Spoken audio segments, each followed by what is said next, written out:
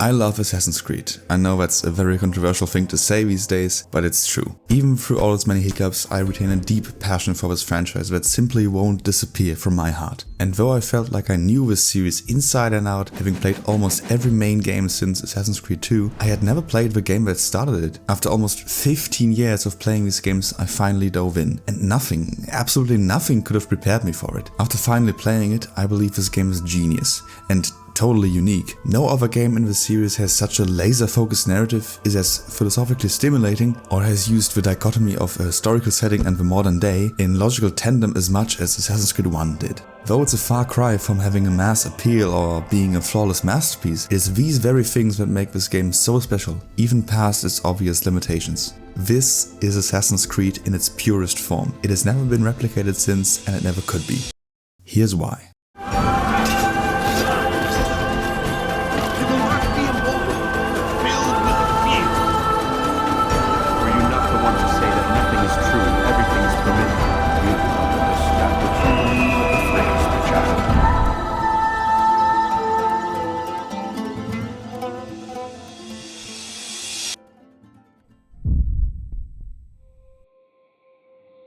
With how many different iterations of Assassin's Creed there are, it's easy to forget and even misunderstand what it used to be at the very beginning. Some people like to group the games in the series into certain eras. AC1 for Revelations, the Kenway Saga, Unity and Syndicate, and the RPG games from Origins to Shadows. It's a convenient approach to make sense of this sprawling series, but it gives the impression of these eras being almost uniform even between individual entries. This is simply not true, even in the very first of these, spanning from the first game until Revelations. Only now, after playing AC1 for the first time and directly comparing it to its sequel, the beloved Assassin's Creed 2, have I realized how fundamentally different these two games are and how unique the original truly is. At the heart of early Assassin's Creed games lay the idea of mixing sci-fi concepts with historical fiction. You play as a lowly barkeeper Desmond Miles, who is abducted by the company Abstergo to relive the memories of his ancestors using a machine called the Animus. These memories let you explore historical settings as an assassin, offering sizable but tight cityscapes that you could freely traverse with a complex parkour system and weave your way through it in a novel social stealth system to assassinate your targets. The members of the Templar Order.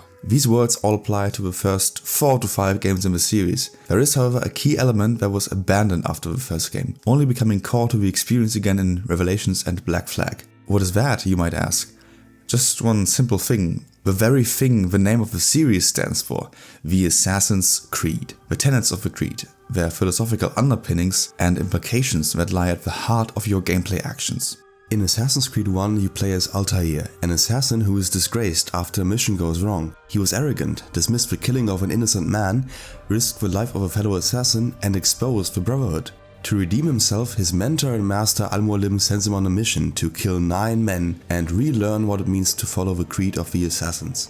Nothing is true, everything is permitted is the mantra that lies at the heart of this creed. Saying that nothing is true warns that nothing is as it first appears, that the world is full of illusions. Saying that everything is permitted means that you have the free will to act as you wish, but must always suffer the consequences. We place faith in ourselves. We see the world the way it really is, and hope that one day all mankind might see the same. What is the world, then? An illusion. One which we can either submit to, as most do, or transcend. What is it to transcend? To recognize nothing is true and everything is permitted. That laws arise not from divinity but reason. I understand now that our creed does not command us to be free. It commands us to be wise. Assassin's Creed 1 is a deeply philosophical game, constantly diving into the morality of the Assassin Order, the opposition that the Templars present, and how the two clash and overlap in their ideals. The concept of free will versus control, essentially. The Assassins strive to preserve the free will of mankind, to get rid of any who would seek to rob humans of it. They warn of illusions, which is precisely what the Templars use to control people, sometimes with malicious intent, but often to save them from their own destructive instincts. Is it better to save people from themselves by keeping them in check, even through extreme means, or to let people always follow their own will, regardless of how much destruction and chaos it may cause for themselves and others? You took these people against their will. Yes. What little will there was for them to have. Are you really so naive? Do you appease a crying child simply because he wails? But I want to play with fire, Father. What would you say? As you wish. Ah, But then you'd answer for his burn. These are not children, but men and women full grown. In body, perhaps, but not in mind. At every turn, the game makes you think about these sorts of dilemmas and ultimately question your own gameplay actions. I don't want to pretend like AC1 is the smartest game ever written, it's not, but there is real depth here. I was shocked when I replayed AC2 just afterwards and realized that the sequel is not interested in this clash of moralities or philosophical writing in the slightest. Assassin's Creed 2 is a story of good versus evil, plain and simple. Yes, it is also a story of revenge and ultimately abstaining from it, but that's as far as its philosophy goes, really. Ezio's speech after the death of Savonarola is fantastic, but it is disconnected from all of the rest of the game's writing. My love for the sequel runs deep, with many moments I shall never forget, but this loss of moral complexity made it feel shallow in comparison, I hate to say it. Assassins and Templars in Assassin's Creed 1 as opposing forces fascinate because they are so similar apart from a few key ideas. Both seek peace and work in secret to steer the politics of the land, but the Assassins want to achieve it by giving people more freedom, while the Templars seek it by controlling people's minds and shepherding them into it. And yet these are just ideals. The supposed good guys, the assassins, sometimes go against the very things they stand for. Desmond, for example, was never given a choice to become an assassin, rather he was forced to be one from childhood. Is that really free will? In addition, assassinating key figures in power leaves vacuums that the assassins don't try to mend in any way. Will the person who steps into that role be any better than the last? It begs the question of how far the trust in free will justifies this. On the opposite side, some of the Templars also speak quite similarly to how the Assassins would sometimes, how Al-Mualim would, even before his slow turn into a tyrant. And Al-Mualim really is the perfect antagonist here, as he shows how easy it might be to switch over to the other way of thinking. Throughout the game, Altair keeps having these discussions with him about the creed, and at the time it's easy to believe that what he says is entirely true to the ideals of the Assassins. As you get deeper into the game, you start to question if that is actually the case, and when Al-Mualim's true intentions are finally revealed, it reframes every piece of dialogue between the two up to that point, and it's just marvelous. There is a difference, Altair, between what we are told to be true and what we see to be true. Most men do not bother to make the distinction. It is simpler that way. But as an assassin, it is your nature to notice, to question. Then what is it that connects these men? But as an assassin, it is also your duty to still these thoughts and trust in your master. For there can be no true peace without order, and order requires authority. This scene takes place early on in the game, and it already shows signs of how Al-Mualim's views might stray away from the assassin ideals, and how fragile the distinction between assassin and Templar views may be. At the very end of the game he even recites the assassin mantra. However, instead of as a warning, he now seems to view it as a permission to seize power. If nothing is true, why shouldn't you create an artificial truth for others? If everything is permitted, why shouldn't you use a powerful device like the Apple of Eden to control people's minds? The central belief system of the Assassins can so easily be twisted to fit the worldview of the Templars, which shows yet again how close the connection between the two is. Your ancestors almost had the right idea, Mr. Miles. They didn't go far enough. To use a rather tired analogy, corruption is no different than cancer. Cut out the tumors, but fail to treat the source and, well, you're buying time at best. There's no true change to be had without comprehensive, systemic intervention. Chemo for the masses. Education, re-education, to be more precise. AC1's philosophical dilemmas are directly tied to a mystery. For a large portion of the game, these ideological clashes are not put into a greater context. You investigate and you kill targets that you are assigned, whose words ultimately make you reflect on your actions, but it is only towards the very end of the game that you find out that all of them are part of the same secret organization within the Crusader army. The game slowly unravels this truth and builds up this idea of two opposing yet overlapping ideologies. In retrospect, the hints in the dialogue and letters are not exactly subtle, but they still pave the road to the revelation at the end rather effectively. Once this truth is revealed, however, it cannot be revealed again, of course. In AC2 onwards there is never any mystery about the existence of another secret order because we already know there is one. To be fair, it does open up another mystery, that of the ones who came before, the Isu, who left behind cryptic messages and powerful devices, the Pieces of Eden. The mystery of the Templars, however, could never have been replicated past the first game. The only questions that remain in this regard are who the targets are and what personal circumstance drives them to their actions and beliefs. In AC1, this mystery extends to the present day story. At the beginning, Abstergo is just a cold and sterile corporation that imprisons Desmond, and only through a battle of words with Warren Vidic, the Abstergo scientist who supervises Desmond, and little hints dropped by Lucy, Vidic's assistant, do you slowly piece together that Abstergo are actually modern-day Templars. The game gives you these clues with great deliberation, just one more piece to the puzzle at a time until it clicks. And this is how you do a mystery right. It's just one example of how the historical and modern day storylines work in tandem in this game. After the first entry, these two became increasingly disconnected, with the present plotline always getting the passenger seat. The reason's rather obvious, it's not very popular. I've talked to a number of people and read many opinions online, and yes, many people could never vibe with these secondary storylines. Many people just want to explore historical settings, parkour around and stab people, which is totally fair, but that was never the point of the modern day sections, although AC3 doubled down on that, and it was admittedly fun to sneak around the stadium and scale skyscraper. Like, that's cool, that's just cool, I can't lie. But in AC1 and 2 and Brotherhood, modern day is used to contrast with historical sections, and in none more so than in AC1. In the first game, you are a prisoner as Desmond in the Abstergo facility. You cannot run, you cannot parkour, you cannot kill or hide. You are being controlled and always watched. The Animus is the only freedom you get. In there, you can run, you can parkour, you can fight, kill and hide. The Animus is where you have free will, Abstergo is where you do not. Another one of AC1's core ideas is for everything to make diegetic sense, which has never been replicated since. It is practically the only game in the series where the white and hooded outfits are logical. It is recognizable, but it doesn't stand out. It fits in with the clothing of some regular people, as well as with scholars you can blend in with. Wearing the assassin cloak in AC2 and Brotherhood makes absolutely no sense, because Ezio stands out like a sore thumb in a way that would go against the core tenets of the Creed even, by exposing the Brotherhood essentially. And while the games have made the effort to blend this style of clothing in with the time period, with little details on the clothing that make sense all the time, it still stands out way too much for it to make sense for an assassin. The strange thing is that every other assassin in AC2 fits in perfectly with the crowd, foregoing traditional assassin robes for more contemporary and subtle clothing. Yet the game never addresses it openly and just lets you as Ezio roam around in this really obvious outfit, which is kind of insane. Assassin's Creed 1 is the only game where the white assassin outfit serves a purpose beyond looking cool. To Ubisoft's credit, later games have addressed this issue by making the clothing more subtle and logical for an assassin, ironically even in the RPG games.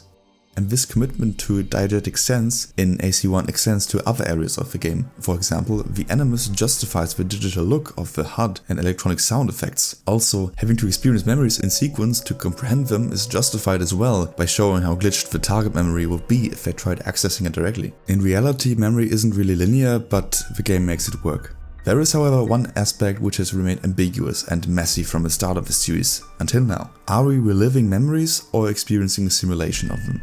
The modern day plot in AC1 suggests the former, that Desmond experiences his ancestors' memories without any actual control, and that he can't act differently than Altair did. Basically, it's like watching a movie in VR, but that isn't quite right, as all of the early AC games stress the idea of staying in sync with the ancestors. The idea of the health bar representing synchronization does yield to the idea that Desmond can in fact lose synchronization by acting differently than Altair did. It's unclear to which extent it's a simulation, but what is clear is that Desmond is definitely not just watching Altair's memories. He actually feels like he is physically doing the things Altair did, otherwise the bleeding effect would not make any sense. For those who don't know, the bleeding effect is that by spending time in the Animus, a person will acquire the skills of the one whose memories they are experiencing, as well as hallucinating vividly. If Desmond was just watching these memories and gained his ancestors' abilities through just seeing them, then to be honest, I should be able to move like Darth fucking Maul after watching Star Wars Episode 1 10 times. There is a bit of a disconnect here between reliving and simulating memories, and it's probably because it's ultimately a video game that you play, which is inherently a simulation regardless of what the narrative says. Okay, to untangle the knots I just made with this in my own and perhaps your brain, let's focus on the actual meat and bones of this simulation.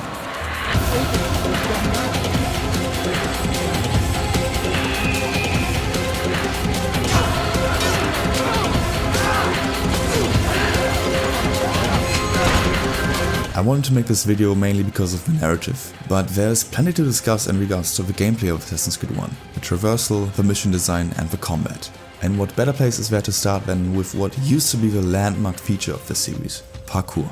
The parkour in Assassin's Creed 1 is built upon simple foundations that give you ultimate control. You can wall run on any wall, you can jump on any object, climb any visible handhold, eject from a wall to the back and side during a hang or wall run, as well as vault over specific objects like beams after 2 consecutive jumps.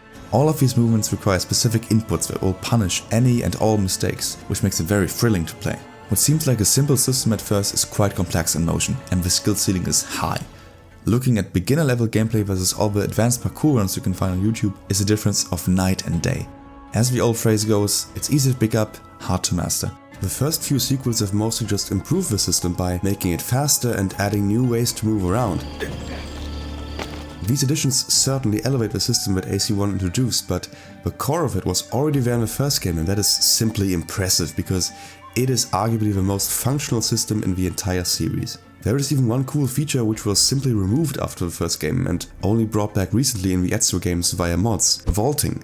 It's a mechanic that the game never tells you about, but it's there and it can make for some beautiful descents from the rooftops. Vaulting was of course brought back in later games as a means of quickly jumping over small objects, but this is no longer a means of descending to lower ground, so it's arguably a different mechanic entirely. Speaking of descents, many people praise the parkour down mechanic that Unity introduced, which lets you descend from buildings elegantly with a simple button combination. I love this feature, but it removes a key aspect from a parkour that requires just as much skill as reaching a rooftop fast. In AC1, and by extension every game up until and including Black Flag, descending to street level efficiently and safely required you to either look for haystacks, beams to vault and drop down from in AC1, or find a sequence of jumps that slowly lowered the height you were at. All requiring very specific inputs and engaging with the environment, actually looking at it and looking for ways to get down.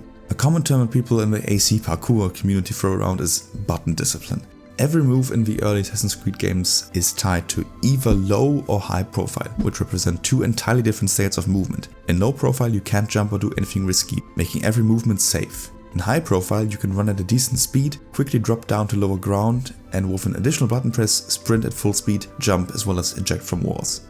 This allows for total control of your character, giving you a precision to plan and carry out every move in a predictable way, and it requires discipline to switch between these profiles deliberately and not just run and sprint and jump the whole time.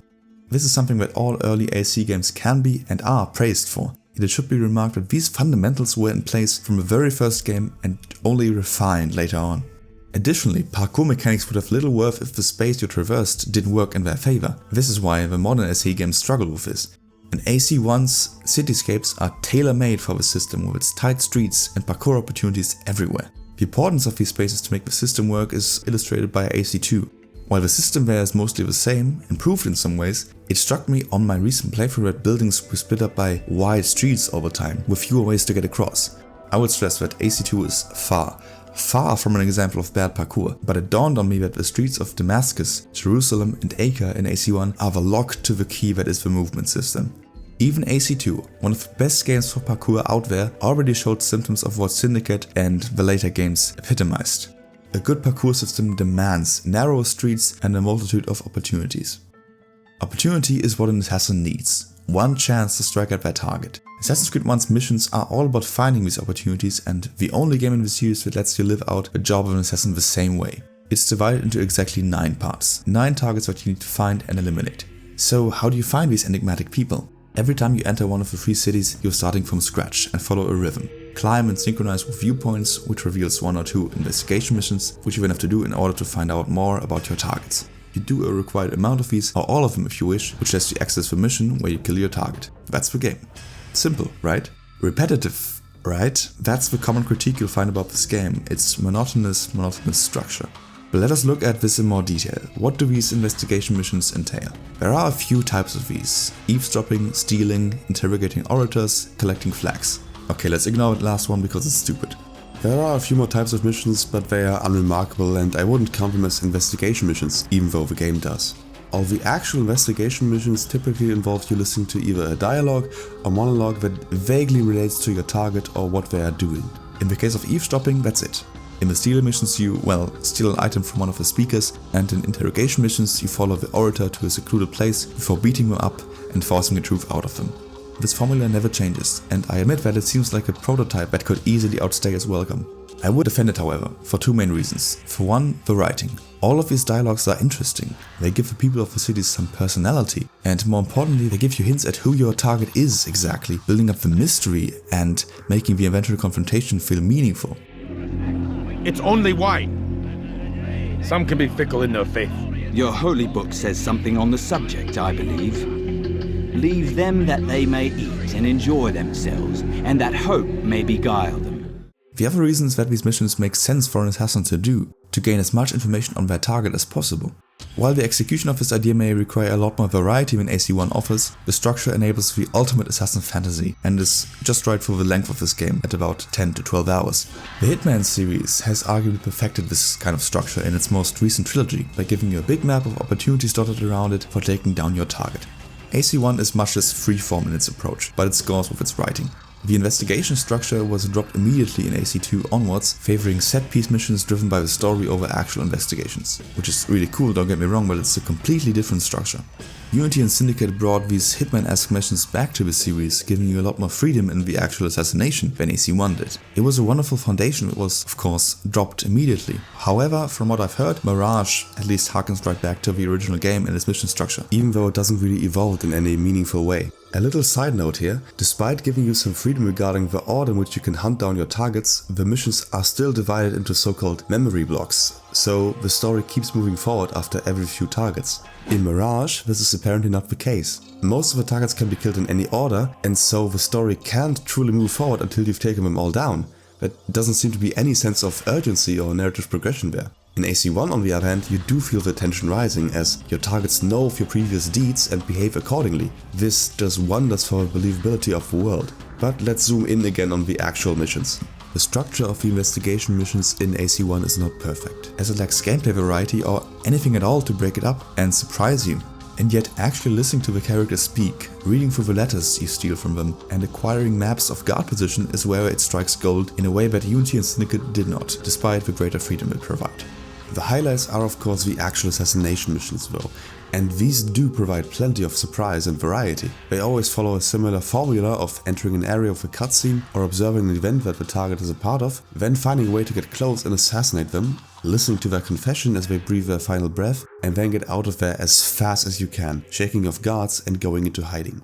Despite this repetitive formula, AC1 does find plenty of ways to make these missions feel unique, as you never know quite what to expect. One of my favorite examples is when you supposedly find Talal's lair, only to be trapped inside and overwhelmed by an ambush. Once you take down these soldiers, you chase Talal across the rooftops of Jerusalem and finally assassinate him.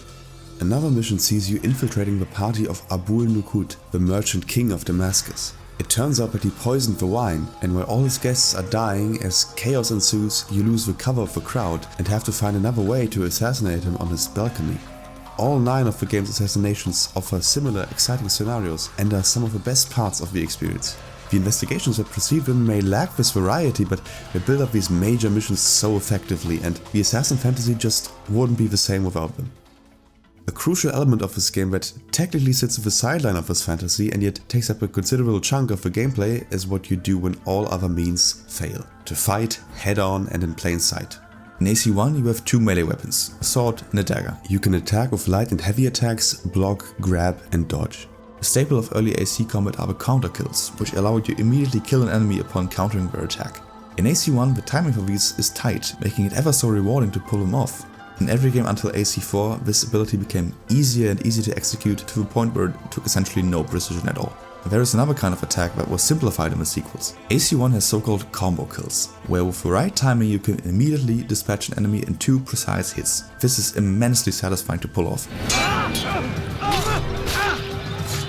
AC2 expanded on this in a way while also making it more tedious in another. In AC1 the amount of hits required depends on enemy health, on enemy type, the weapon you're using and its upgrade status. Weaker enemies can be taken out in just 2 well-timed light attacks, while stronger ones may take a heavy attack first or 3 to 4 hits. If they are at low health though, 2 strikes will do the job as well. There is an intricate system here that feels very organic and not quite predictable in a way that keeps you on your toes, since some enemy types can also counter your combo attempts. In AC2, Ubisoft streamlined this. There, you generally need to land 5 consecutive hits with slightly more lenient timing to execute a combo kill, though most enemy types have conditions to reduce this number. This, along with visible enemy health icons, makes the system more predictable, but it also adds some tedium because you will often have to do these long and easy combos that feel drawn out and you know exactly how it's going to go. Brotherhood and Revelations reduced the number of hits it takes, reducing the tedium, but made timing irrelevant. I guess you can't have it all, but I would pick AC1's approach to combos any day because of its complexity, its challenge, and just how satisfying it is to master. The grab is another cool mechanic that AC1 introduced, which lets you throw your enemies into wooden stands or scaffolding, granting an immediate kill. Environmental interactions in any combat system are always a win in my book. There's also a counter grab, which requires a different input than regular counter kills and provides a nice little shake-up. This mechanic made a comeback in Brotherhood, but there it kind of breaks up the combat in an awkward way. The common theme for the combat in AC1 is the beauty that lies in its deceptive simplicity, its unpredictability, and the satisfying challenge it enables. And making the combat challenging is something the series has sadly often neglected going forward. Assassin's Creed is a unique franchise. From its inception, it has stood at odds with itself, with its dual storylines and sci-fi concepts, settings that don't always fit the gameplay formula, the focus on assassins' tempers, the moral complexity that arises from their ideals and shortcomings. AC1 is the only game in the franchise that brings all of these elements together in a way that simply clicks and embodies the series in its purest form. Some of the sequels have evolved and even refined some of its mechanics and ideas, and yet the first game captured the assassin fantasy so elegantly like no other game in the franchise since. It's a real shame, I think, that the first game is often regarded as just a prototype for AC2, as that really does both games injustice, to be honest, because of how different their approach to storytelling is. There is no other game quite like Assassin's Creed, and honestly, that just makes it so much more special. And this is why, so long as men maintain free will, there can be no peace. I killed the last man who spoke as such. Bold words, boy. But just